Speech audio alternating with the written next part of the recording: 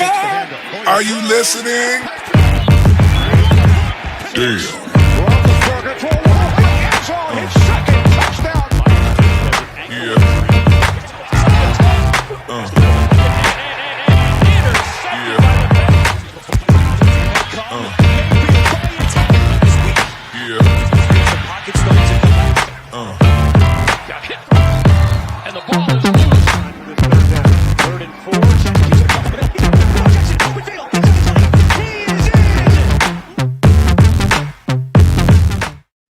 Yo, what's going on? It's the AFC North Talk coming to you on a Wednesday. Guys, this is why you had to hit that bell because, I know it's the Ravens' fault that we're changing all our schedules. I acknowledge that. Let me start with that. That's all over. It's unbelievable. But Unbelievable. this is why you hit the bell. And then when we have to change the schedule, boom, you know where it comes. Also, don't forget, super chats are available. And I know out the gate, baby. Yeah, wow. Valdez. Shout out to you, brother. With a super chat again. If you do super chats, we're gonna make sure we answer your questions. So let me just start with that, and then we'll introduce everybody. Why is Colin Cowherd mad at Steelers Nation? That was a funny as hell video, by the way. He said we hurt his feelings and asked us to apologize to him. I know the Steelers game has been sloppy, but we're trying. Sloppy. Let me just say this. Good way to put it. Colin Cowherd is a professional troll. He's a professional troll, but also he's in his feelings all the time. He's in his feelings. He pretends not to be, but he's in his feelings. Tony, what do you thought about the video? I mean, it's typical Colin Cowherd. I tune that guy out because he does this all the time, right? Every year he does. It's the same. The problem with him is that it's a broken record, right? He does the exact same thing on the Steelers. He doesn't trust Tomlin. Tomlin's a bad coach. You can't trust him in big moments. Blah blah blah blah blah. So it's like, okay, we're just gonna play that record again. Like, Washington wasn't a big, it's a big moment or whatever. Like, again, he's a professional troll. I try to tune him out.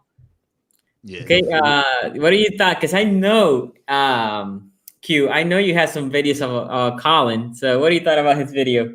Man, Colin Cowherd does what he does. He makes fun of these teams. He jumps on and off some takes, when they are popular. I'm not going to let Colin Cowherd forget that he compared Baker Mayfield to Johnny Manziel. I'm for one, am not going to let that one go, that he called Baker Mayfield undraftable 2 years ago.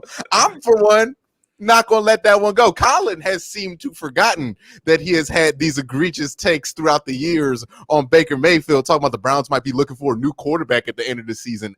Yeah, that's funny. But you know what? We'll get to all that stuff later on in the show. And then, let's do the introductions. I don't want to get sidetracked because Colin Cowherd does what Colin Cowherd does, which is be professionally wrong. Ace, any thoughts?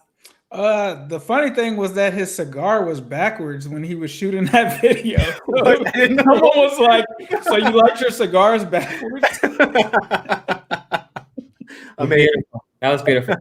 So again, we are here, guys, coming on a Wednesday with my guy Ace Boogie representing the Bengals. By the way, I got not flagged, but I would like later for you to explain what is deceased today, because somebody said this is the worst tag ever. It was a Bengals fan, by the way. Also, Tony coming here on coming out of a tough loss, representing the Steelers and the hottest thing in the AFC North currently, Q representing the Browns. Look at that. Ready to get out. Finally, the Browns have come back over 500. It's been a long time. It's been 13 years. And now, damn, 13. We're going to take the rest of this season, turn that sumbitch sideways, dye it up real nice, and stick all these L's straight up your candy. Well, I can't cuss because, it's demonetized and everything. It's okay. But I'm feeling quite all right. How's everybody else feeling? Hey. I'm looking forward to the show. Can't wait. I've been waiting for this Monday night. Ooh, can't wait for AFC North Talk this week. Let's get the first game out of the way, and it's the Bengals.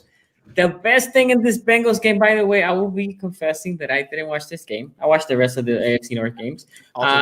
This game was, not on my radar. At that time, there was another game that I was watching. But there was a great fight, better than some of the fights that we have been seeing lately out of the boxing arena. But Ace, let me start with you. What do you thought of this game? I know Tony wants to talk a little bit about the fight. I will just say that This game was definitely hard to watch. I had to watch it because I'm a Bengals fan. I'm not going to bail out or anything at this point of the season. It was a tough game to watch because we actually started to get up early in this game. Tyler Boyd takes a catch to the house. That was the most exciting point of this game. And the Bengals were up, right? It was 7-3, and then it was 7-6. And you're thinking that there's going to be some kind of chance for the Bengals. And then what sparked the fight happens. Tyler Boyd and Xavier Howard have some extracurricular activities going off on the sidelines. Nobody felt like they should have been kicked out of the game, but it happened. And there was a lot of weird like referee stuff. I'm not going to be a guy that blames the refs, but it was just some really weird mismanagement with calls and all kind of stuff like that kind of led to that fight. Like there were certain things that they could have done to kind of mismanage or to kind of handle it, and they mismanaged it. And so then, the play happened. So for those who didn't watch it, which is probably most of you guys, what ended up happening is our kick returner or our wide receiver, Michael Thomas, who's a gunner now, runs down and hits, I think his name is Jakeem Grant, who's like a 5'6" kick returner for Miami. He just nails him. And the first one was pretty clean. Like he ends up getting it. He nails him. Okay, cool. The second time he does it again. So like he comes down, but this time it was illegal. He hits him before. Miami felt like it was a dirty play. So it gets so riled up to the point where the game stops. People start pretty much fighting. Punches are thrown. Brian Flores, the head coach of the Dolphins, runs on the field like he's ready to like get all the smoke with the Bengals. And in the process, Devontae Parker is out there throwing punches. He drops a Bengals trainer. That is not even mentioned. I don't know how that happened because you can see it on the replay. Yeah. Sean Williams gets tossed. Yeah. There's a penalty on one person, but not a penalty for the other one. It was just crazy. It was madness. And then after that, you have to watch a football game. And so the second half, Miami just like goes crazy after that point. They come back and respond. And the Bengals just pretty much kind of laid down at that point. Essentially, it was like they were more riled up about the fight than actually going out and winning this game. And then, it just gets super ugly. Jonah Williams, it's just like the worst thing that could happen. Jonah Williams ends up getting a guy thrown into his knee. He gets an MCL injury. He's now out for the season. It just got bad. It just got bad. Brandon Allen gets hurt. Ryan Finley has to come in. It was just like the worst game that could possibly happen. And when you're a Bengals fan watching these past couple of weeks since Joe Burrow, you were like, there's no way that it can get even worse than that. And it did. You got fights happening. It just was bad. It just was really bad. The thing that was crazy is a lot of these games, the only good thing in the past 3 games has been that the defense somehow has managed to hold these teams under or 220 points a game, which is crazy because they can't do anything offensively. But from that standpoint, Lou Anarumo actually has been able to do stuff defensively. Zach Taylor has not. His offense has completely died. And that's where we're at in this season. So, you saw a lot of Bengals fans that were upset about what happened on the field in terms of lack of discipline and stuff like that. But it is what it is. And then you also saw linemen doing what they normally do, not protecting anybody, sitting on the sidelines, on the bench. And then my boy AJ Green was off to the side. But I kind of understand that just because of the Jalen Ramsey incident for him. I don't think he wanted to kind of jump in that as well. But that's essentially what it was. The Bengals end up losing the game. Tua played an okay game, didn't look amazing, but they did enough to win. And that's where they're at. Miami Dolphins, Cincinnati Bengals offensive line, very bad. If you need a 3-sack or 4-sack game, come and just play the Bengals. You can have a career day if you're a defensive end like Kyle Van Noy or, Shaq Lawson, a guy that's a bust, but apparently just, having a field day, 3 sacks and stuff like that. Just come to Cincinnati, play the Bengals. That's all you have to do. Tony. Okay, question, Ace. Was there any sort of bad blood coming into this game between these two teams? Not that I knew of at all. I don't know. I didn't imagine that there was any kind of bad blood. We've played Miami, on and off. There's never been any kind of issues between us and Miami in the past. Yeah, that's what I didn't understand. It's like there's some kind of off the field thing that had that kind of got spiced up in this game because, boy, yeah, I mean, you had the first fight between Boyd and Howard, which, like you said, I don't know that rose to the level of ejection for both players. I was kind of surprised to see both guys get ejected for that. But yeah, I mean, that did really kind of set the tone. And then, the late hit on the punt return sparks the big fight.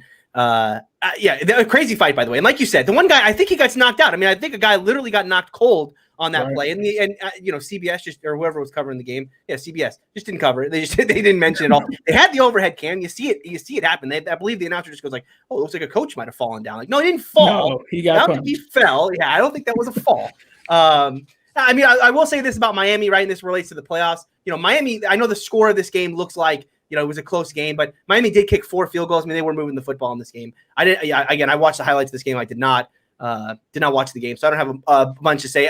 For Cincinnati, Brandon Allen got hurt, right? So they had to bring in Ryan Finley. Yep.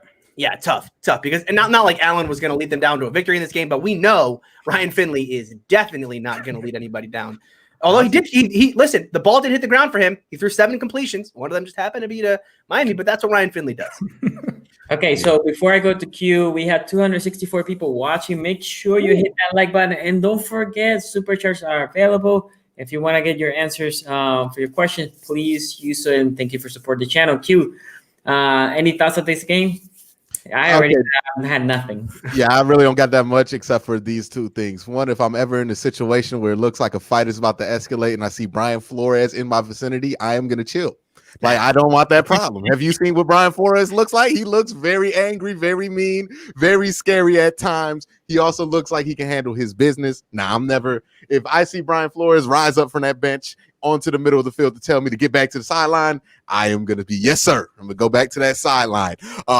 Also, shout out to Ryan Finley, because you know what? You guys didn't talk about the most important number of Ryan Finley's day, which is that 1.5 QBR he put up. Didn't even know that was possible. That you could have QBR is a broken stat, though. 1.5 QBR.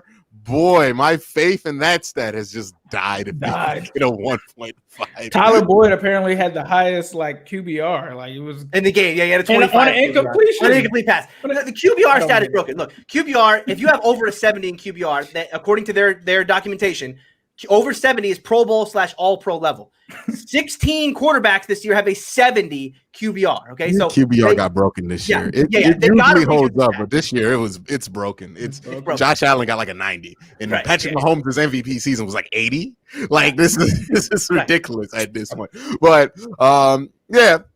I mean, I feel bad for Bengals fans at this point. This isn't even funny anymore. Like, you're losing Jonah Williams again. Yeah. You already lost Joe Burrow. The biggest problem you had with Joe Burrow was, hey, you need to protect him. One of your biggest pieces to protect him might not even be ready for week 1 next year. So now you have to put together an offensive line. You don't know what Jonah Williams is going to look like. You already know the rest of that line is pretty much garbage.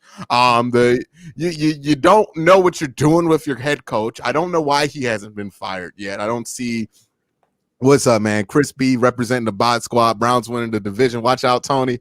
Oh, we already getting there, huh? But it's just unfortunate for Bengals fans. Just when you think this could get worse, because what's worse than Joe Burrow tearing his ACL? Your franchise left tackle tears his ACL.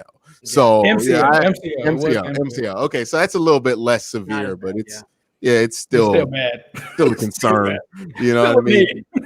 So I just worry about that with the Bengals. It just looks like they're having the worst of luck. It looks like everything in the universe is trying to tell them to fire Zach Taylor, and they're just not listening. So they're not going to do it. The only thing I would say here for the Bengals or for this game, 2 things. Yeah, the injury in Jonah is tough because also his rookie year he didn't play because he was injured, right? So we don't want to cover him into a threat. Look, I'm a big fan of him. Second, I was more surprised with Miami because Miami's in a playoff hunt, looking pretty for the playoff spot right now. And getting Devontae, he needs to be smarter. The team needs all their pieces right now. What happens, I haven't seen the replay, but if it happens like you guys are saying, that is suspensionable offense, right? That could be suspension. And next week, it's not I don't think they're winning against KC, but going forward, they need to have a little bit more. They need to know Bengals had nothing to lose. We do. Let's keep it chill. Let's just not excite, not provoke it, or just let the Bengals get into that. Okay. Anyway, actually, I have one more thing about this game because I forgot to mention this. I gotta shout out my boy Carl Lawson, the pressure king, has done it again. He's played 12 games. He had this exact number of games he played last year. Last year he had 23 pressures. This year he's upped it. My boy's at 30 pressures already, and he still has 4 games to play. He'll get paid. Defensive player of the year conversation. He could be in the conversation. Okay, so moving on, let's talk about the Ravens game. And before that, we have a super shot from Joshua Matter. Says, Ace, you're gonna have Sim come debate Quincy? Yes, we are. We have that in the works. It's gonna happen. It's gonna happen. If they want some, come get some. I'm always open for business. You know how I do things. Floyd Mayweather out here. You know, I challenge anybody. I challenge anybody.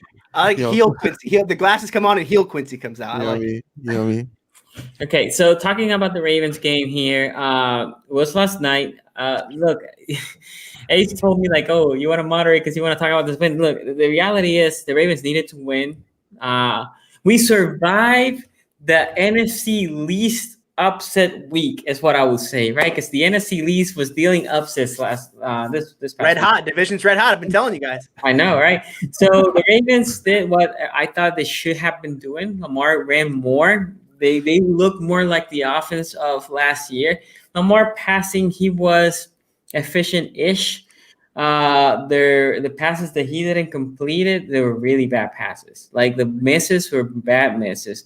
Overall, the pass on Hollywood Brown, he had a Hollywood Brown sighting for the first time in forever, but it was good. He shifted and went deep when he saw Lamar rolling that way. It was a great pass, one of probably the best pass Lamar put in the whole game. And Hollywood cashed it. Look, Lamar didn't have his top 2 receiving weapons on Brown and on Mandrews and Snead, and he didn't practice until Saturday, so he hadn't been practicing for over 2 weeks. So obviously he was rusty. That first pick wasn't. I don't believe it was on him. Hollywood tipped it up, but there was another one that should have been picked. It was incompletion. So, that gets back to them. Overall, the Ravens did what they needed to do. Look, Cowboys are a bad running defensive team, and what they did, let's just run it down their throat, and that's what they did. And it was effective. On the other side of the defense looked, I wasn't happy with their performance. I think what happens was the defensive coordinator said, okay, we're just gonna worry about the run, and we're gonna get cushion, and if they pass, they pass. So they were too worried, in my opinion, about the run. They were fairly good against the run, but they gave up too many yards. Not very big plays, but a lot of yardage. So there was a lot of movement of the ball. Obviously, very different to how they played Pittsburgh. With the Pittsburgh Steelers, they basically said, if you want to run it. We're gonna just make sure you don't gash us for big plays and big passes. So, it was a good win. Am I like, oh my God, we won? No, we needed to beat the Cowboys. The Cowboys are not a great team. So I'm not going to be here overly excited for us to beating the Cowboys. That will be me just overreacting for a victory. So, but again, they survived the NFC least week of hell. They're breaking out teams that they're supposed to be good. So, a little dig at the end. Let me take the super chat before I go to my guy Ace. Matty Bond says, the pick was thrown behind Boo Boo Brown. I mean, a true Hollywood will have caught it, but that one was not, it wasn't a perfectly thrown pass, right? It wasn't like, oh my God. I was gonna say Boo Boo. I put that one on Boo Boo. Hollywood Brown. That's on Tyreek Hill for sure. Because if you're a receiver, you get your hands on the ball. Both hands were there. Both hands were there. Yeah, you gotta catch it. You get your hands on the ball, catch it. Oh, I'll be talking about drops here in a minute. Matty Bond, thank you for that donation. Again, super chats are available. If you wanna get your question answered or comment highlighted, please do so. Thank you for supporting the channel. Ace, what do you thought about the game? I thought that the Ravens did what they needed to do. I know I was down on them last week before this game, but I said that the Ravens needed to stop trying to throw the ball and just get back to what they were doing, what their identity is, which is running the ball. They did that in this game. The other thing that I like is that I've always liked Gus Edwards and Dobbins. I feel like that should be your tandem going forward. Mark Ingram, he's not got it right now. Those guys are the hot hand. At one point, like Gus breaks that long run, and then you look at his average. The man was averaging like 14 yards per carry. Dobbins 6.5 yards per carry. They were just killing these guys in the run game. And then you talk about Lamar Jackson with his runs there. That is Ravens football. That's what you guys are expected to do. That's what got you to 14-2 last season. That's what you have to continue to do. But the Ravens, they showed up. This was a must win. This wasn't a game. It was close at the beginning. It was pretty close at the beginning. And then they just took off and pulled out. And Dobbins, Gus Edwards, MVPs for me. Obviously Lamar as well. You got to throw him in there. But those guys put their seal on this game. And I think that the Ravens are going to have to continue to do that to move forward and make this playoff push. I'm not going to say that it's a lock now because you guys got a real test, which we'll talk about tomorrow.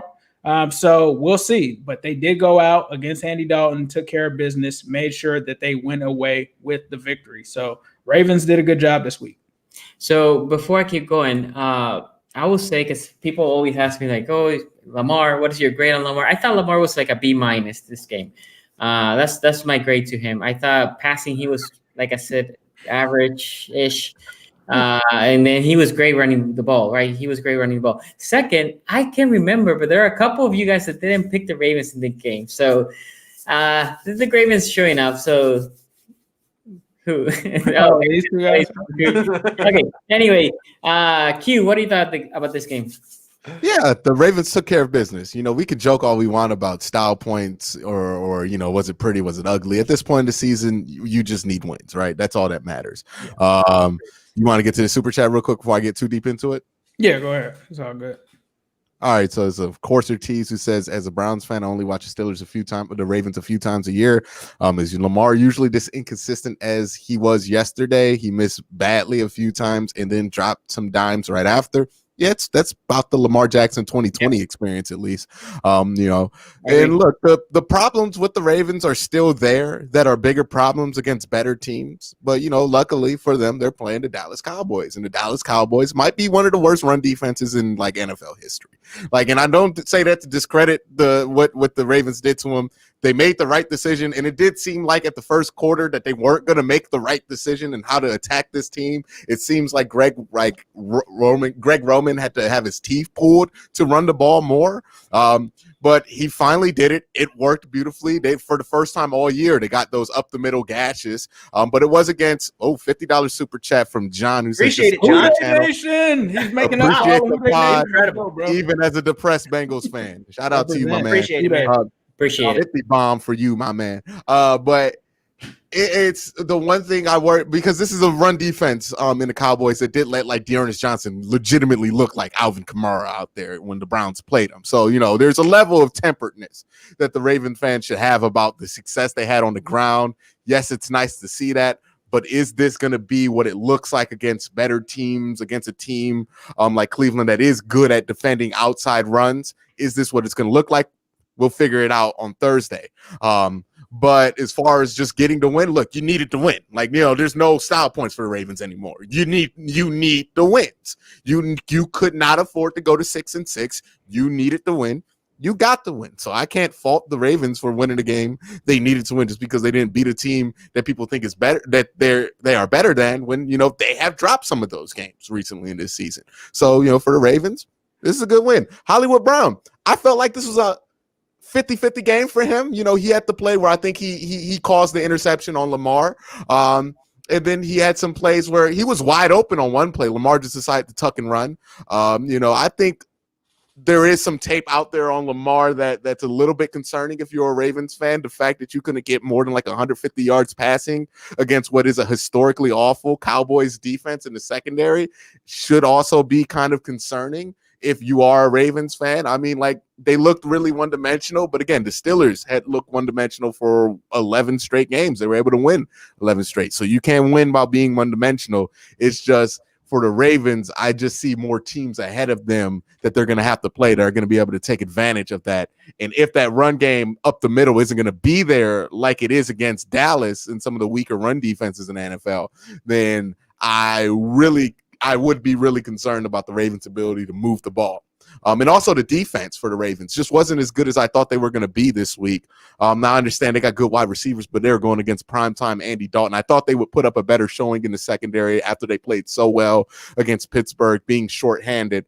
So I would have just loved to see them step up there a little bit more if you want this Ravens team to look like a team that can make a run in the playoffs. But, it is what it is with them.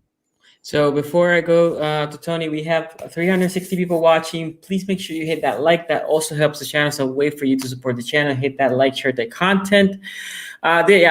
Just before Tony, the Dallas Cowboys have only let 2 teams run sub 100 yards.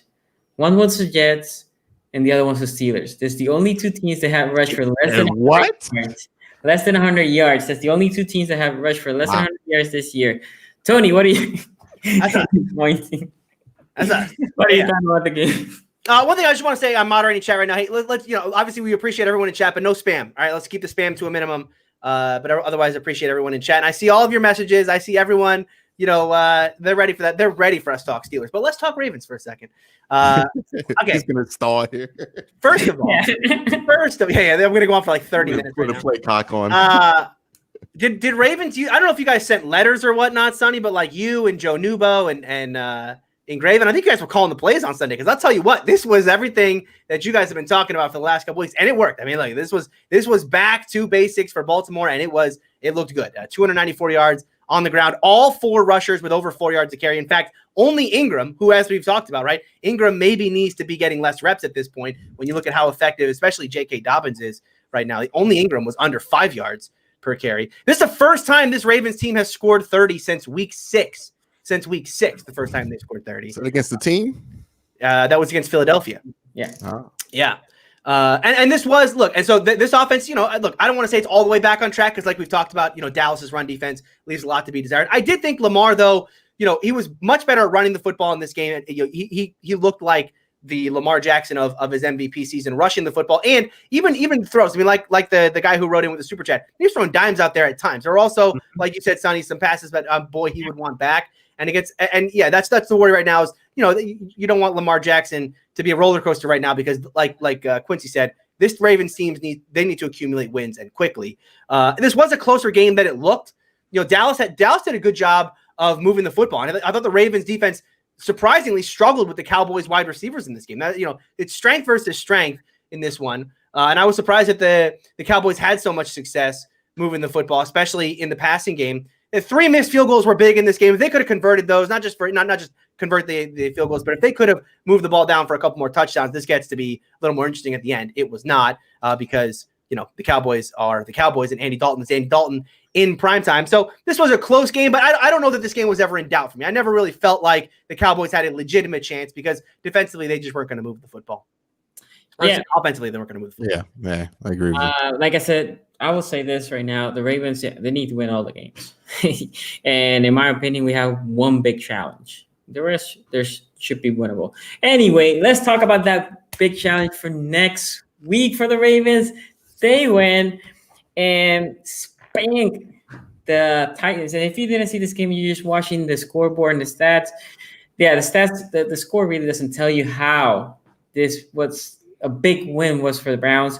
It felt for me that at the end was basically just prevent defense, and then Tennessee was just moving the ball at the end and melting the clock at the same time. But I will let my guy Q with the floor for him to just talk about this huge win for the Browns. Yeah, so we've talked a lot on this chat about letting Ben cook on this show. And you know what? Hold on one second. You smell that, guys? You smell that? Oh, it's time to let Baker bake. Maybe I got them cupcakes. He does really. I like the cupcakes because he only does well when he's playing against cupcakes. But that's a muffin. You talking about that defense that that Big Ben threw 3 picks against that Lamar didn't even get over 200 against? He did. Yeah, that's cute. That's cute. You guys had like a combined 55 QBR the rest of the AFC North against that trash Titans defense. Baker had like an 87. But QBR is a broken stat. We already talked about that. Joe Burrow did good. He did better. Not as good as Baker, but he did pretty solid. But all you other guys talking all that garbage about. 3 of us have wins, by the way. 3 of us have wins against that defense. 3 of us. Yeah, 3 of us. Somebody else going to stop the run, but that's your problem. But, big win for the Browns here. I liked what I saw from Kevin Stefanski. I like what I saw from Baker Mayfield, but I've been talking on this show and on my channel for about 6 weeks now, ever since they came back from the bye, or even I think against the Las Vegas game, that Baker had been playing better. That there have been these increments of growth in the offense that Baker had been showing. And, it was about time that a game plan came together. The weather came together. Everything just came together for Baker to have a really big first half here. And Baker benefited from that. We'll see what he does against Baltimore. It's going to be a much tougher task. He's going to face some dirty pockets. He's going to face a tougher secondary. But, if you're telling me right now in the AFC North, is there been a quarterback that's had a better 2 games this year than Baker has had this season? I don't think so. Not in this division. So you have to give your hat off to Baker Mayfield. I know people are saying, the defenses that he's done it against aren't great, but none of the defenses in the NFL other than the Steelers are great this year. Everybody else has pretty terrible defenses. So everybody's doing this against bad defenses. So I don't know why it's only Baker that gets criticized for that. So for everything that is, Baker played well. He showed up. And I'm proud of him. I'm happy that happened. I felt like he took a lot of flack. People just weren't. It got ridiculous to the point to where people would not give him credit, and now he's getting a little bit of credit, even though he does have commercials. He's not starving here for attention here. But one of the things that I liked is that, hey, I told you last week, I think the Browns can do well stopping those edge rushes, those edge runs, those tosses, those stretch plays that Tennessee likes to do. The Browns have a problem stopping inside runs, not the same problem when it comes to outside runs. That showed true. Held Derrick Henry to 60 yards. I think that's the lowest of all the AFC North opponents that have played him. Steelers had that record at 80. Browns took it from him. 60 with a considerably weaker defense, by the way. But, that's just all up to game planning, also getting a big lead up on them so they can't run the ball in key situations. Also getting a fumble from Derrick Henry. Hadn't happened in a year. Sheldon Richardson showed up big. Myles Garrett had a decent game, but he wasn't fully Myles Garrett yet. You could tell he's still recovering, getting his win back from being out on the non-team keep it clean list, as Engraven likes to say. But I think overall this is a good game, but there's some things to learn from this game. One, I would be concerned if I'm the Browns that you did not have more success on the ground running it. I think that's something that needs to be cleaned up by the time you play Baltimore. I have not been satisfied the last few weeks with the Browns' ability to run the ball, which sounds kind of crazy because they have put up good numbers, but it's not the same amount of production that you're used to getting out of those 2 running backs, especially Kareem Hunt, who had an abysmal day, quite honestly. He was not seeing it well. He was running straight into offensive linemen, did not have a great day. But again, that's a good sign. When your running backs aren't being dominant, Baker Mayfield was able to do enough with Kevin Stefanski helping him, because Kevin Stefanski did call an exceptional game. Baker did execute that game plan very well, and you were able to ride that to a victory. That's good to know that you have that. I think the most important thing from this victory is that I think this is going to get Baker Mayfield more respect, which is going to open up the run game, because now teams see that a good team in Tennessee said, hey, Baker, we're going to stack the box. You beat us. And boy, did he beat you in the first half. So I don't think a lot of teams that aren't named Pittsburgh are going to have that much confidence in doing that. Pittsburgh can, because Pittsburgh's uniquely equipped to. I don't think another team in the NFL is. Again, I worry about Pittsburgh if it's not clear. I think Pittsburgh matches up with the Browns pretty well. I don't think they're one of the best teams in the NFL this year, but I do think they match up with the Browns really well. But we're not even talking about week 17 yet. But yeah, good things from the Browns offense. I liked what I saw out of Baker. I like what I saw at the offensive line, especially Kevin Stefanski. Baker has just been improving and improving. He felt like a game like this was on the cusp of happening, or a couple of games like this are on the cusp of happening, and that's exactly what happened. I hope he continues to trend against Baltimore. Then that really will. I think if he has a good game against Baltimore, that shuts up anybody else who has any doubts about him at this point. Defensively, you played a really good first half, and then, they kind of just did what Joe Woods does when he has a big lead, which is just like nothing in the second half. I'm not as concerned about it, because if there's a team that could beat you when you do that, that's the Tennessee Titans. They are the number 1 team when it comes to fourth quarter comebacks. I mean, everybody in this room, I don't know how they did against the Bengals, but I know everybody else in this room knows how they can come back in the fourth quarter on you. They do it very well. So, if they can't do it with the lead that you have, I don't think, anybody else that's not named Kansas City can. So it's a problem, but it's not like a top priority. But yeah, you would like to see more out of your secondary, but you didn't have Denzel Ward, so you're playing shorthanded. Overall, you went on the road, you got a big win. You made a little bit of a statement, but the statement's not done yet. We could celebrate 9-3 over 500 right now, but the real focus and the real target is on this Ravens game. It's Monday Night Football. It's national TV. It's against a good defense. Everything good Baker Mayfield did last week will be erased if he has a bad game on Monday Night Football against the Ravens. And you have a chance to clinch the playoffs against Baltimore next week. You're eventually going to have to do this in some kind of primetime situation, because I don't think the Browns-Steelers game at the end of the season is going to be a 1 o'clock kickoff anymore. And I don't think, and then already that New York Giants game is not going to be a 1 o'clock kickoff. So you got to win some of these primetime games. I'm eager to see how they showed up, but this is a good taste to see what's in the future for the Browns. And now we can stop talking about this 9-3, 8-3, whatever record was before team as if they're like 500. We can finally stop doing that. Let's talk about them as they deserve to be talked about, as a playoff contender, as a playoff team.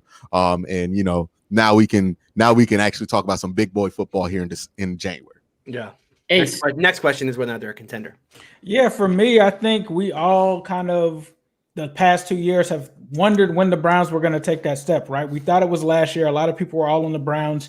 This year, they made the adjustments in terms of the offensive line, fitting the offense around Baker Mayfield to help reduce those interceptions and stuff like that. When this season started off, I said that it was smart for the Browns to use the Andy Dalton diet, right? But there needed to be one game where they relied completely on Baker Mayfield. And when we talked about this game last week, I felt like the Browns were going to win this game because of the trenches, because the Bengals have the worst offensive line pretty much in the NFL, and the Titans weren't able to do anything. They weren't able to get any pressure on us.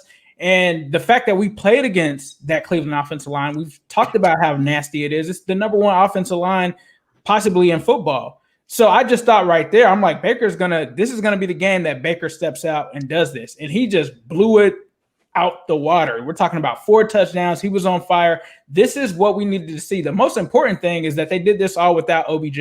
We talked about when OBJ went down, we thought that Browns offense was going to have trouble scoring points. They have not done that. I talked about it as well. I said, kind of concerned through these stretches of games. Since then, 30, 40, like this offense is on fire. It's real. I mean, people are calling me a Browns fan just because I'm keeping it real. I mean, honestly, we've watched every single game on the show. You can't just not watch the games and just be like, oh, well, the Browns still suck when you've only won 2 games. The Browns are a legit team. I'm not going to say that they're going to win a championship or anything like that, but they could make a run in the playoffs. This team is legit. They have weapons that are hard to stop. Donovan Peoples-Jones, Quincy's boy, who I know familiar, unfortunately, thanks to cover 1 in the end of that game. Ended up going off. Jarvis Landry's doing his thing. The Browns are just running, and they needed this. They needed to show that you can rely on Baker's passing in order to win the game. This was not a close game. This was not a close game, like Sonny said. It was over after like the first half. The Titans just made some garbage comebacks, garbage time comebacks and stuff like that.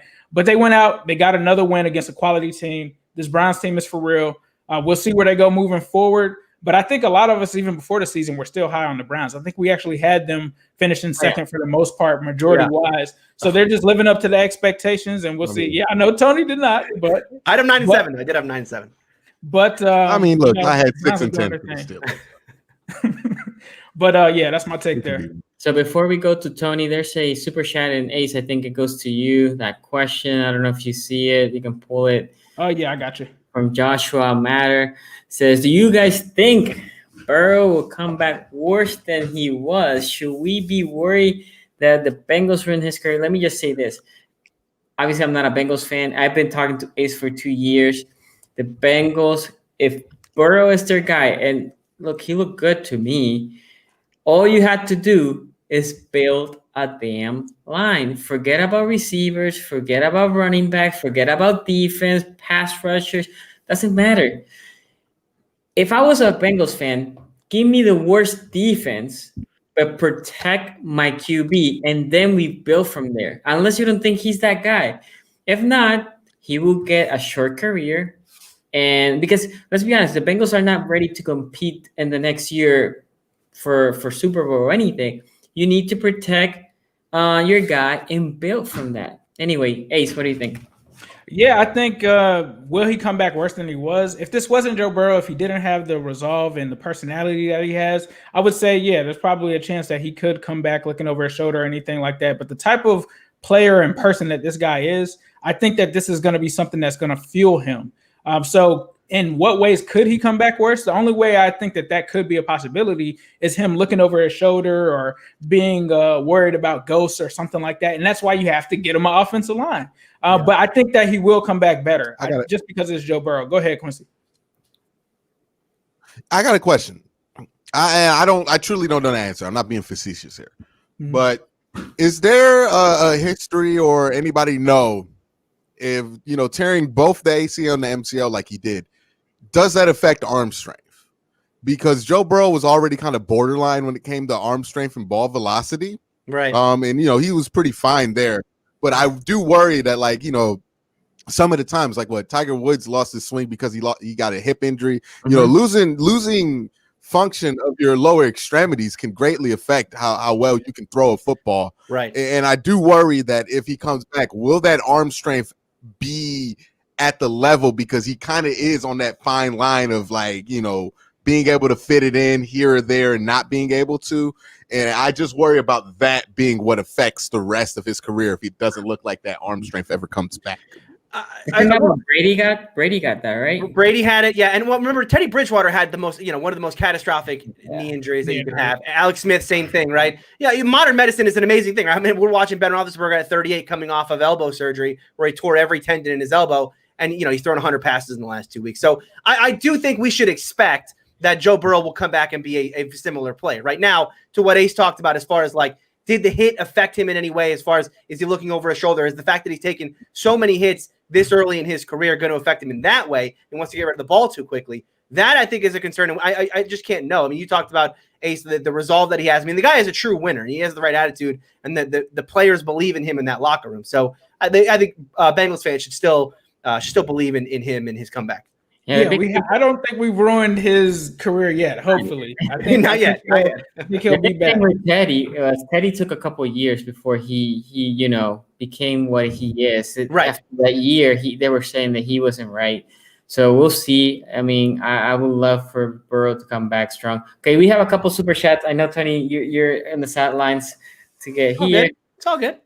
Says, we can draw this one out forever. I'm good with it. Well, had Steelers losing, had Browns opening it up for Baker, and Baker being ready, had Bengals getting stopped out, Cowboys week, so easy W for us. And then what else?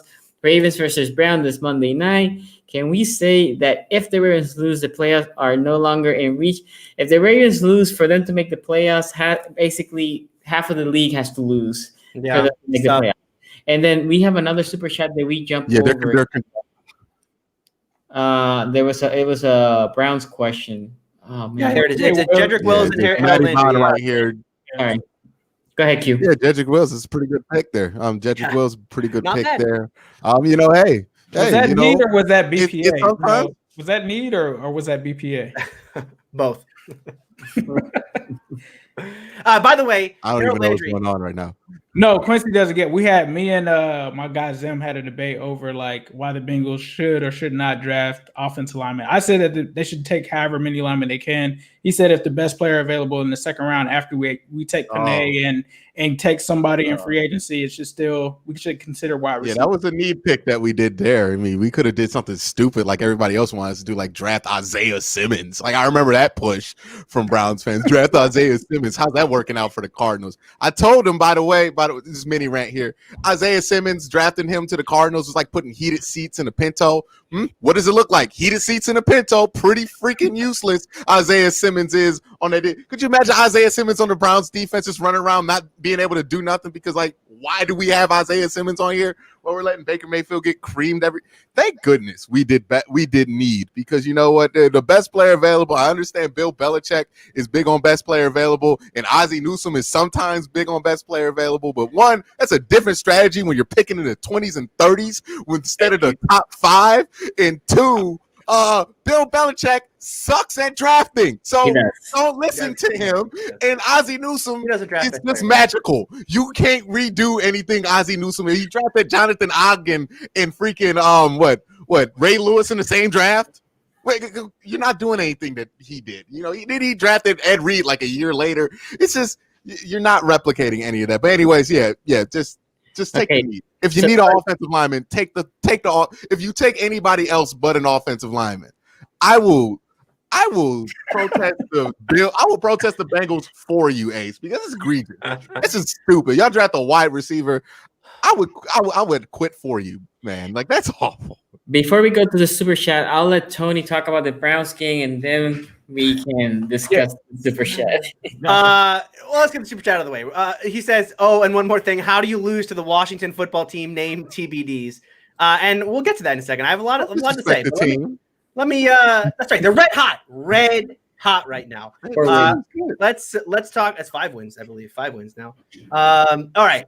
Let's talk about what we're talking about. Cleveland and Tennessee. Is that the game we're still on? Yeah, I believe it is. I talked last week about a science experiment, right? I said, a science experiment. We'd love to see what would happen if Baker went down early in this game and how would he respond. Well, we got a different science experiment. What happens if he comes out red hot and goes up to 17-0? In fact, they went up 38-7 in this game. Incredible performance from Baker. This is the best Baker Mayfield. I mean, this is not a shocker to say, right? This is the best Baker Mayfield we have ever seen. Like Quincy talked about, this stretch that he's on right now, incredible run for him. The play of the game, I know you guys talked about this game being a blowout and then there was nothing to do in the second half, right? And then, by the way, touchdowns. And there was an, by the way, touchdown late in the game that cut it to a 1-score game. But this game opens in the second half with 2 quick touchdowns by the Titans to cut it, I know, to 17, which is still like, okay, it was 31. Now it's, 17-point lead. But the Browns had just gone 3-and-out as well. And they were faced with a 3rd and 12 on their second possession. The Titans had just scored twice. 3rd and 12 after Baker throws an intentional grounding, right? Defender in his face, just chucks it away.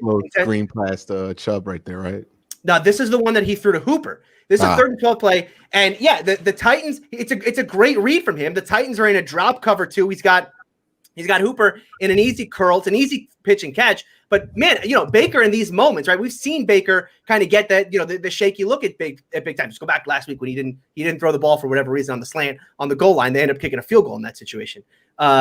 He knew they could not go 3-and-out in that spot. I mean, they cannot go 3-and-out in that spot, and they don't. He makes a great throw to Hooper for a first down. They would end up driving down and getting a field goal to extend the lead back to 20. I thought it was a big moment in the game, and it's those kind of situational moments, which is why you have to be so impressed with what Baker's doing right now. They were 10 of 16 on 3rd down in this game. They were so efficient at moving the football, especially in the first half of this game. And we also have to give credit here. And I'm surprised you didn't say it, Quincy. Kevin Stefanski should be in for Coach of the Year. I mean, I think Kevin Stefanski absolutely should be in the running for Coach of the Year. Him, Brian Flores, Tomlin should be in that conversation too. Although, obviously people are gonna doubt that now. Right. Yeah. Now people are going to say, well, no, can't have Tomlin. But regardless, I don't think Tomlin would have been in it anyway, because you take an 8-8 team, you put Ben Roethlisberger back on it. Yeah, you're going to have a ton of success. But Stefanski should be in it, not just for what he's done to this team offensively. They're great offensively, right? And he's a big part of that. But he's redefining the culture of what it is to be a Cleveland Brown, right? We as outsiders have to relearn the Cleveland Browns, because there are so many moments when you watch this team and you go, oh, I know what's about to happen, Browns. I seen this one before, right? Even when they went up 38-7, when the Titans scored back-to-back touchdowns, I still was sitting there going, this may turn around, and it doesn't. And it's big plays and big moments, situational stuff, finding ways to win these games, and an opportunistic defense that continues to come up with big plays and big moments. The interception, by the way, they had 2 interceptions on that drive. Sendejo had an interception, which got called back. And then MJ Stewart finally had the interception that really did seal the win there. I mean, that's an underrated part of this team. Their ability and guys who are not great players, right? MJ Stewart, not a great player. Andrew Sendejo. Browns fans definitely don't think he's a great player. But they're coming up with big plays and big moments. I think the coach needs to have as much credit for that as anyone. Let me say this before we move to the Steelers game.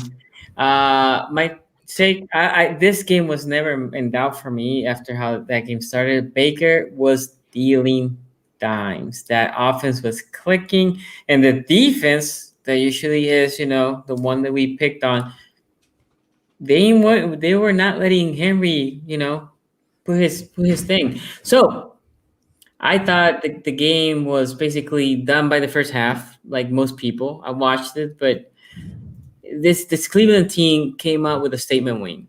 They wanted a statement win. Baker wanted that game, and that was a statement win.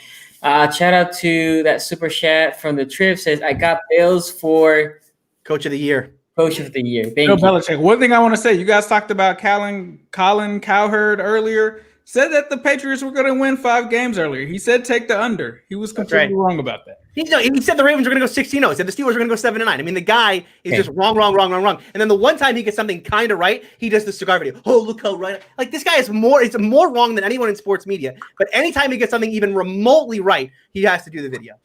Where Colin was wrong. Okay, saying that, we should take a lot of wrongs.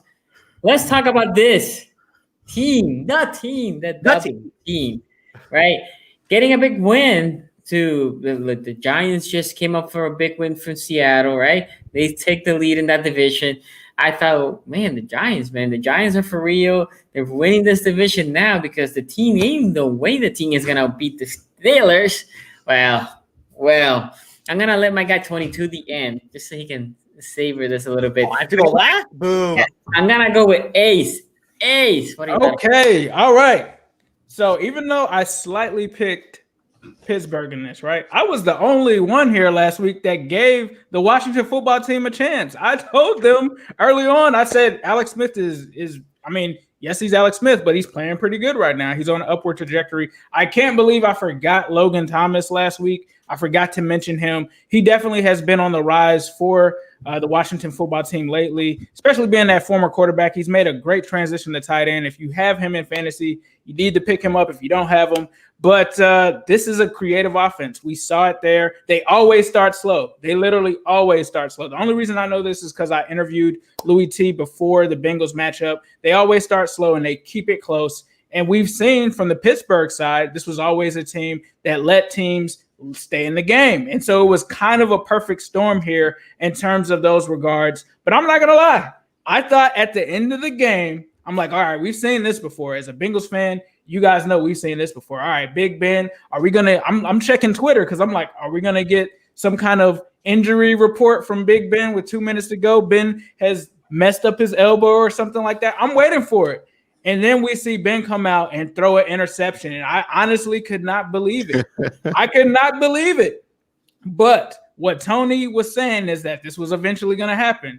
And they needed something like this to happen because you don't want to go in with that whole undefeated season and stuff like that. But I don't know. This may have opened the door a little bit for the AFC North, potentially. I think it's somewhat a stretch right now at this point just because divisional records. Yeah, divisional records in play. This was a game that the Steelers are going to have to bounce back from. Of course, everyone's going to be on them about this game. But like I said last week, the Washington football team, a better team than some people think, especially with the transition to Alex Smith. If you would have saw Dwayne Haskins, totally different team if you would have been playing them, or Kyle Allen or something like that.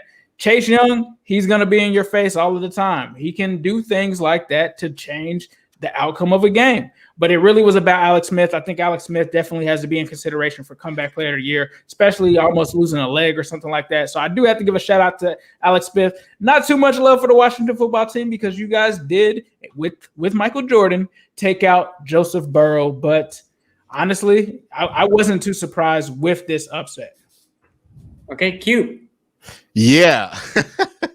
So, not gonna lie, I enjoyed watching this game very much because I'll be honest with you, Washington didn't really do that much to win this game. Like, they showed up, they did some things, but the Steelers, boy, they just decided they did not want to go undefeated. It really seemed like that. I think I have focused a lot of attention and venom towards Hollywood Brown, and for a good reason, but it looks like he's turning it around. He has 2 touchdowns in his last 2 games.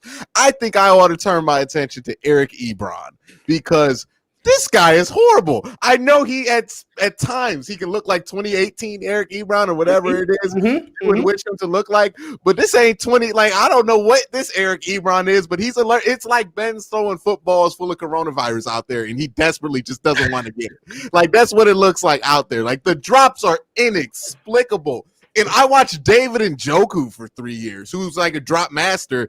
Like, he'll be wide open, standing there, and just it just doesn't. I don't know how he doesn't catch these things. Like it's mind boggling. It's not like Deontay Johnson where he's like coming off a break and he's like trying to get some yak, so it just pops out like that. It's like he's literally stopped and turned around doing this to Big Ben, and it just drops it. It's a meme. It's a bad Madden. I thought that like one of the guys who make the videos about the Madden glitches were gonna pop up in the middle of the game, like, see, you need to patch this. I thought Soft Drink Sports TV was about to make a video during that game about why Madden is trash. Because that's exactly what it looks like. If they could patch it, I'd be great. I'd be very grateful. They need to patch it because I almost broke my controller watching this game, thinking like this is what Madden looks like. I don't know what is going on with Pittsburgh and the drops. A team historically known for improving people at receiving the football. They are just some of the worst catchers of the football. They are the worst catchers of the football in the NFL by a large margin. I know you used to talk about how the Ravens couldn't catch the ball, but when you watch the Ravens and you watch the Steelers, you don't even think about the drops because you just watched the Steelers drop like what? How many passes versus 7? It was 8. It was actually 8. It was 8. It was 8. 8. I haven't seen something as egregious as that. Like, as Odell week 1 might have been close, where Odell just had like 5 drops in week 1. It was just inexplicable how many drops the Steelers had there. And then what happened on defense? Why in the world were all of those screens just working in the fourth quarter of that football game? Why I get it. Logan Thomas, he's dope. Alex Smith, he's Alex Smith. All right, and he's old Alex Smith coming off of an injury that almost literally killed him. So God bless him for being out there on the football field and not just collecting his money, because he could have very easily done that. Nobody would have blamed him. He literally almost died. But there is no reason, if you're an 11-0 football team, and not just an 11-0 football team, an 11-0 football team that hangs your hat on being the best defense in the NFL, which for the most part, they are the best defense in the NFL. How in the world do you let Washington drive on? How in the world do you let, and I get Logan Thomas is not a scrub, but Logan Thomas is not somebody who should be dominating the Pittsburgh Steelers defense. But yet time and time again, they let these tight ends have big games against them. It happened against Denver. It's this stuff that's been peeking its head for weeks now with the Pittsburgh Steelers that we're eventually going to cost them a football game. The drops all over that game against Baltimore were those drops. Didn't cost them because, Baltimore was playing Trace McSorley and RG3. So it didn't end up costing them. So they got out of that one, but those problems aren't going away. The inconsistencies aren't going away. This is a Steelers team that I'm worried that at some point during that 11-0 stretch, they might have just played the best football and they're coming down because this is a consistent trend. Ever since that Jacksonville game where they finally got that blowout in the first time for like 5 weeks, they have just been going. They just won on Cincinnati. You got to stop saying that. They blew out Cincinnati the week before. Oh, they did. I forget about. I just gotta keep bringing up. Come on, man. I don't want to. I'm not gonna lie. At this point in the season, I black out whenever somebody says Cincinnati. I hit a full Mike Pouncey week 10 on that. I blacked out. I don't know what Cincinnati be doing, but it's not looking good. But it's the Steelers, so they could turn it around come January. They're gonna make the playoffs. That's the thing. If you're in good hands with you're the Steelers, you built up so many wins that you're gonna be able to recover from it, regardless of anything else going on in the NFL. Like, we're not talking about you already lost the AFC number 1 seed. You still have that because you lost to an NFC team. But this week you're gonna play the Bills. This is a big game for the Steelers because they need this game. Because if they lose this game, then it becomes a true trend, right? Where it's not just, you played bad against the Ravens and then, you lost to Washington but you recovered and played the Bills. No, now it's like, the Steelers, there's a narrative. Maybe they are weak. Maybe they are the weakest 11-0, even though it's the dumbest insult I've ever heard. The weakest 11-0 team of all time. I would gladly be the weakest 11-0 team of all time. But, so it's interesting. But the one thing we have to keep in perspective with the Steelers team is that we thought that the Steelers, I didn't think, but a lot of people thought the Steelers could have a chance to win the Super Bowl. Nobody thought they were going to win more than like 12 games in the offseason. We thought this was a 12-4 team. This is a 12-4. This is still a 12-4 team that's still overachieving. So you can't take that from them, but they are getting hurt. They are just playing less disciplined football, and maybe losing will help correct that. But I don't know if losing is going to cure all these things because, I know when you're winning a lot, people like to act like losing something that's helpful. But let me tell you, as a guy who's watched a lot of losses, losses tend to do this. They tend to pile up on each other and make you much worse at football. Ask Ace how he's doing right now. This is like, when you take a bunch of L's, it does not get better because you realize your faults. It gets much worse. It gets much worse. So for the Steelers, you only got one loss. Just if you beat the Bills, then literally this doesn't matter that much. And you're still on your way to have a great season. But it's all going to be on that game. We're going to see what happens there. I think they're going to beat Indy. I still think 14-2 is their floor. This isn't like panic button on the Steelers, but there are some things of concern. The running game, the fact that they ran the ball a handful of times this game. That's come on, Mike Tomlin. Like, you're better than that. I don't know what's going on there. You can't be that bad to where you refuse to run the football to that extent. You got Big Ben out there recovering, well, not recovering, but off of an elbow surgery, throwing the ball 50 times, 100 times in 2 weeks, as Tony said earlier. You want to watch the wear and tear before you get to football, till you get to the playoffs with him. Why are they trying to do it like this? Are they really that bad at running the ball? Apparently so, because they're the one team that didn't have 100 yards against the Cowboys. So maybe that's strategic for them. But they do have flaws. They are a flawed team. They were never a perfect team. They never even claimed to be a perfect team. Mike Tomlin's famous line is, "The only thing perfect about us is our record." So, the nothing's really changed but the record for the Pittsburgh Steelers. But again, if they lose against the Buffalo Bills, then we got something to really talk about. Now it's just funny because y'all lost to the team. The team was the one to break it. That's just hilarious. Now, that's just the team. Like Alex Smith, Rob Rivera, and Logan Thomas, former quarterback from Virginia Tech. I forgot he wasn't on the Bills. I didn't know how he ended up on the team. But you know what? They did their thing. Terry McLaurin didn't even have a good game. They did this all without. The Steelers do well as they shut down your best weapon. Okay, so let me address this. First of all, we have 475 people watching right now. So this is the segment they wanted. Yeah. We got to get over 500 for this segment. Come on. Hit that like Get all the haters in here. Let's go. Let me talk about the Steelers real quick because I want to give the floor to Tony. Look, the Steelers have a problem of slow starts, letting teams in close games, and we have said that this will eventually catch up. I thought it might have been all the way to the playoffs. It happened against the team. Look, 7 drops, 27-8 is horrific, right? You don't want that. And the problem right now is they're heavy throwing the ball. So you're going to be heavy throwing the ball with bad drops. It's going to be bad. The defense has been the strong suit all year. You're winning by 14. Look, by halftime, I thought this game is over, right? Because the defense and like Quincy said, the team is not doing anything special. So you think strong defense against a pedestrian offense, up by 2 scores, game. Nope. They came back. I know the offense didn't do much after that, but defense allowed it to come back against a bad Washington offensive team.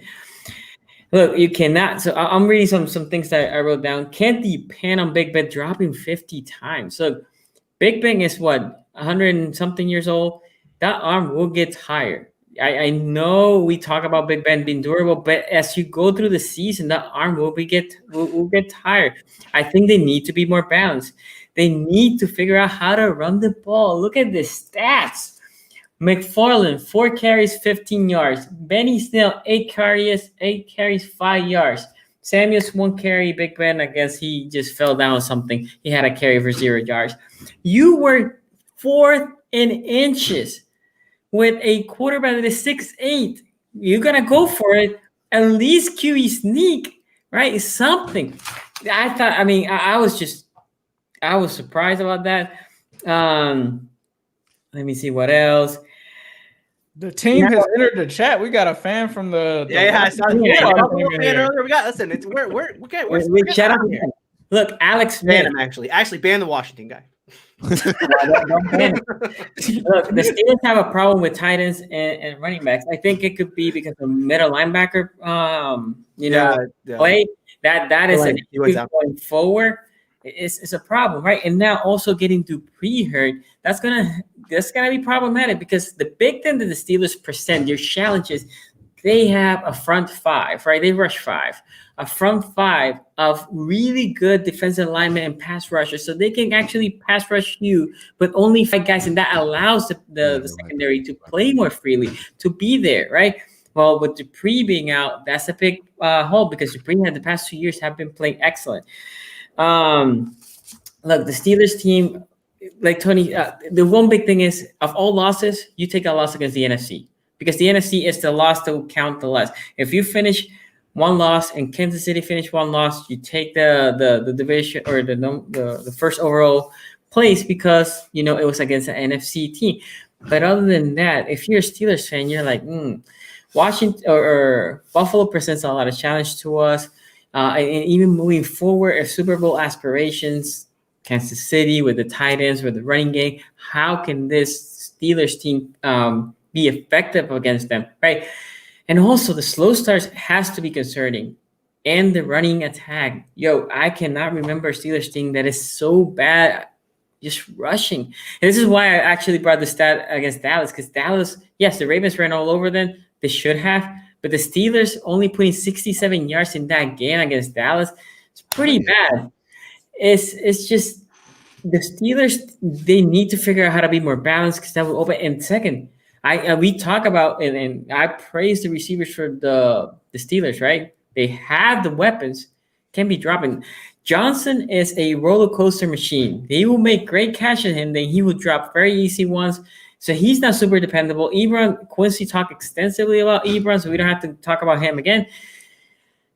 It is a problem. And as you drop more to pass, you have to make sure you catch those balls.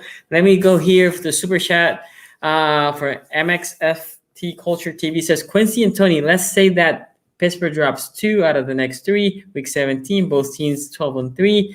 Can Cleveland pull the opposite, or does Pitt take? I'm just gonna say this real quick. If that happens, Cleveland is coming hot. You have to bet for Cleveland. What do you guys think? Hey, Cleveland would have won 3 straight. Yeah, I mean, we'll see what happens if we get there. It's a very not great possibility that's going to be what happens coming in there. Not only does Cleveland have to win out, but Pittsburgh basically almost has to lose out, except for the Cincinnati game. So we'll see. I don't think the Steelers are at that point that we're just going to drop a game to like the Colts or something like that. We'll see. I'm done predicting losses for the Pittsburgh Steelers. I have taken my L's on that front already. But, if the Browns come in there and play them, look, the Browns the last few years have not really gotten swept by the Steelers. I don't think this is a year you can just toss it up, obviously, as an automatic sweep, especially when the Browns are playing them at home. But, we'll see. We'll see. The Steelers defense does cause some interesting problems for the Browns offense specifically. That does concern me. But if Baker plays well against Baltimore, shows he can play in a clean pocket, a dirty pocket a little bit better, then you got something. But we'll see. More information is needed. Right. I mean, if the Steelers were to drop 2 of their next 3, right, that would have been they lost 3 of 4, and then they're playing Cleveland in Cleveland with a chance to win the division. Yeah, I mean, you got to like Cleveland. I mean, look, the Steelers present some matchup problems in the running game, but that would have meant that the Steelers don't fix anything offensively, right, because they can't beat Buffalo. They can't beat Indy at home. And so now all of a sudden you're going to go to Cleveland when they're red hot. They'll have won like 6 or 7 straight at that point. Yeah, I mean, I think can Cleveland pull the upset? Absolutely. Yes, they can. Okay. One thing that I wanted to mention before you guys, they killed us about not talking about the loss of Bud Dupree last week. We had to cover a whole bunch of stuff. Is Bud Dupree officially out for the season, or he's going for a year? Okay. ACL, right? ACL, yeah. Poor guy. Yeah, tough loss. But look, this is why they drafted Anthony Highsmith, because they knew Bud was going to leave. And to Highsmith's credit, like, he hasn't been bad. I know people think this is going to be like a huge loss for them, but Highsmith has actually been decent in that spot. The bigger loss, though, and you mentioned it, Sonny, is Spillane to Williamson. Williamson from the Jets, just not great in coverage right now. And Spillane, we talk about why did they get the running back out of the backfield. I think Williamson in coverage, just too much of a liability right now. But the Steelers may be getting Ulysses Gilbert back. He's more of an athletic guy, sideline to sideline, more of a Devin Bush type. They liked him a lot in camp, but he just cannot stay healthy. So we'll see if that happens. But Spillane should be back here in a couple of weeks. All right, you guys want to hear my light it up. Light up the Steelers. You guys watch The Wire? You guys ever watch The Wire? Of course. Yes. Great show. Unbelievably good show. My favorite character, Marlo Stanfield. Okay, I cannot get this quote out of my head. I've been thinking about this quote since the game ended. He says to a security guard, he says, "You want it to be one way. You want it to be one way, but it's the other way. And Steeler fans, that's the sad truth coming out of this game against Washington. You know, we can sit here and we can say, hey, this is just one loss. And, this team is still 11-1, still a contender, still the only team that can beat the Kansas City Chiefs in the AFC. And, this is a wake-up call and all that. But as I texted you guys in the fourth quarter of that game, I said, look, win or lose right now. If Ben goes down and scores a touchdown, the story of this game is that the Steelers are still playing like crap. We want to believe as Steeler fans that this is still the team that beat Cleveland and Tennessee and Baltimore in back-to-back weeks. But that was 5 weeks ago. And the last 5 games that they've played, 3 of them have been below the line, as Tomlin would say. Baltimore game was awful. The Dallas game was awful. And this game was maybe the worst of the 3.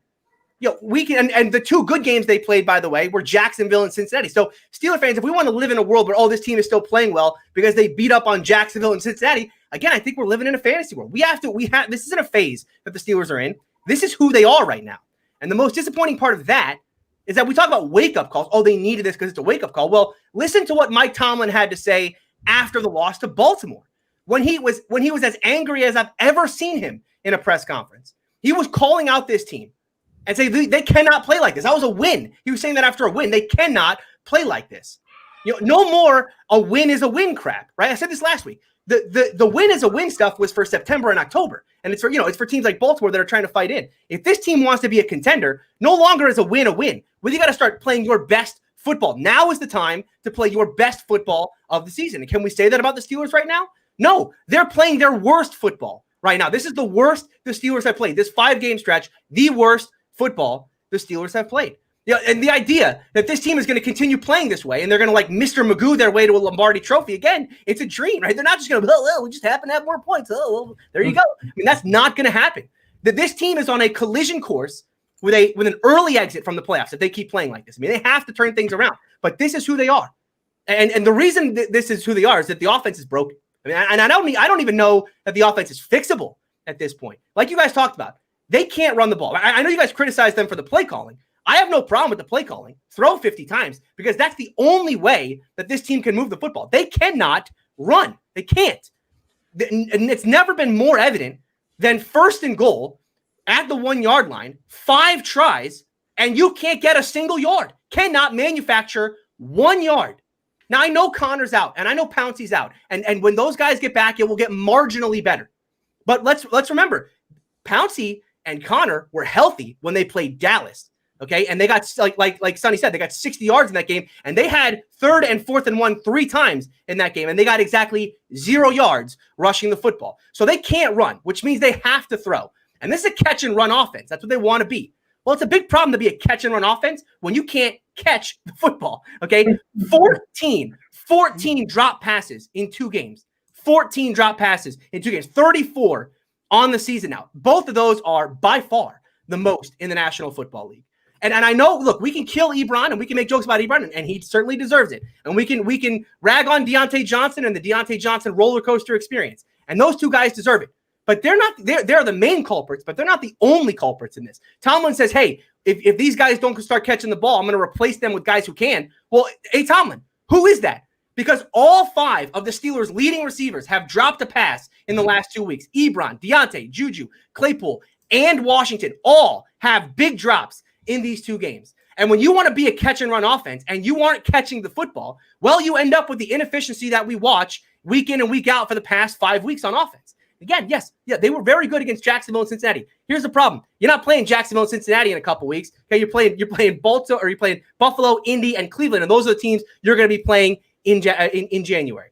Now, the other thing, and the reason why I really think this offense is not fixable, is we have to go to coaching. The play calling and the stagnation of this offense comes down to this offensive coordinator, Randy Fichtner, having no creativity.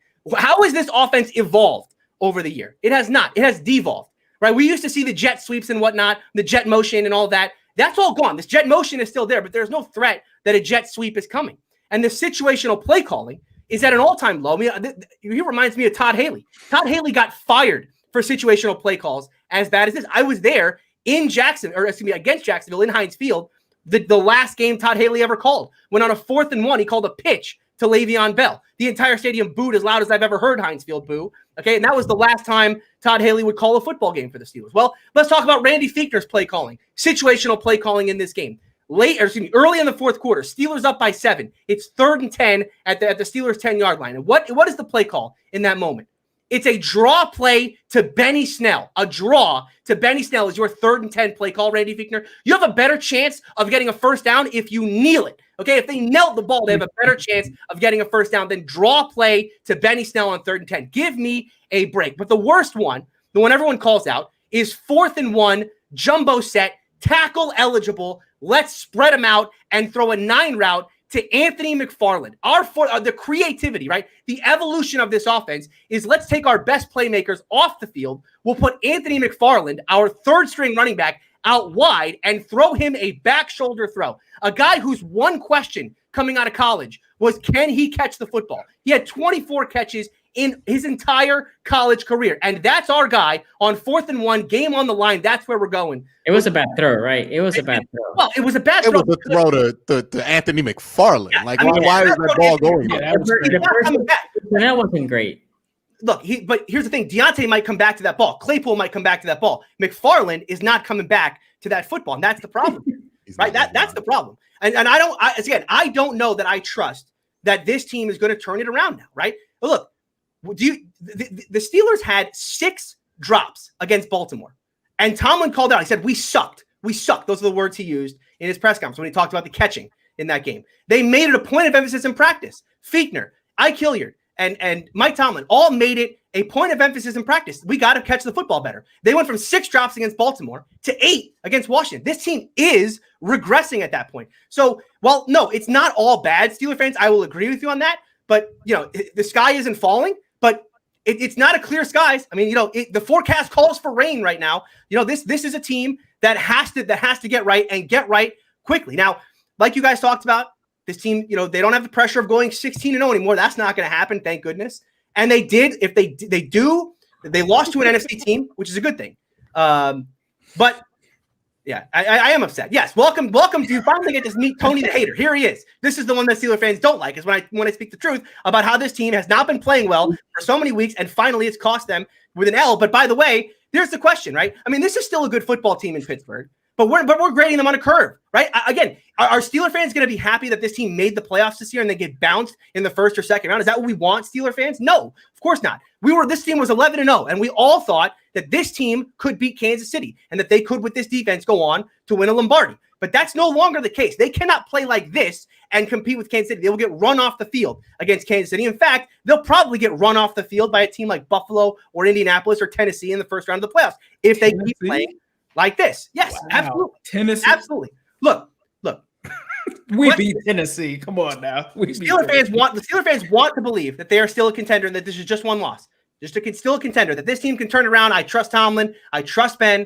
I trust Fichtner. They're going to turn this thing around. They're still a good football team. But the fact of the matter is, 3 of the last 5 games they had losing football. So you want it to be one way, but it's the other way.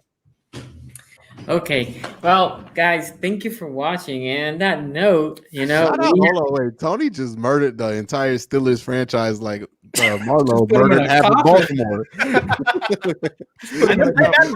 gonna just call him. This Tony is now Chris's Snoop. That's his name. I really wonder if Tony was 2-9-1, what would happen? Oh my God, he would lose. Oh my God. I kill him every week. I mean, that's what I do. That's what I do. Okay. Well, guys, thank you everybody to joining here. Please, before you leave, get a like. We are at 467 right now and only 270 likes. Please share the content. Q, where they can find you, bro? You can find me on youtube.com/Quincy Carrier, Twitter at Quincy. You can also find me on twitch.tv at Quincy Carrier. I usually do a live stream on Friday. Haven't done it in a couple of weeks. Probably going to do it this week. I don't know. But I'm more than likely. I'm trying to secure an Xbox Series X for the life of me. I can't do it. Ace has had like 14 of them. But, Ace, come on. But, But you can also find me wondering how Eric Ebron tweets so much when he has no hands. I don't know how he does it. The man can't catch anything, but he can catch these tweets all the time. Shout out to Eric Ebron. Also, shout out to Hollywood Brown. I'm no longer going to call you Tyreek Hill. I'm no longer going to call you Holly Boo Boo Brown or whatever I called you for the previous weeks. You are now upgraded to level 2. Soldier Boy Brown, because you a soldier, ain't that right? Soldier Boy Brown. Tell him he out here doing Soldier Boy things. You know what? He might even get past 600 yards. He might get 5 touchdowns, put up a nice little season for himself. So you guys start to think that he could be a franchise wide receiver again. But y'all ain't on that whole he's a franchise wide receiver thing. So I'm going to let it go. No more Boo Boo Brown. No more Tyreek Hill. Until y'all start getting out of hand with it again. I just got to moderate the whole comment section in Ravens Twitter. We have a super chat coming in from Matty Bond who says, Tony, the Bills standing around the corner. Okay, hold on, wait. Matty Bond says, Tony, the Bills standing around the order like the cheese stands alone. Hey, you know what it is. Man. You can find me on walterfootball.com reading mock drafts for next couple of weeks, round 2, round 1, hopefully. But then you can also find me in Madden, going on there, starting a franchise and firing Zach Taylor since the Bengals won't do it in real life. But you guys can find me at New Stripe City on YouTube, also on Twitter at New Stripe City. Tony? Oh, you can find me hating the Steelers on Twitter at Steeler Country, or you can find me on Locked On Steelers every Tuesday. My Tuesday hit there. Chris Carter is the host of that show. You should definitely be subscribed if you're a Steeler fan. You should also be subscribed here, AFC North Talk, Tuesdays and Thursdays, 5:45 p.m. Eastern Time. Now that Harbaugh no longer has control over the NFL schedule, we will be back to a normal schedule. We'll be back tomorrow, 5:45. So make sure you are subscribed and hit the bell so you're notified when we go live. By the way, Tony, you're not going to tell him where else you can find him?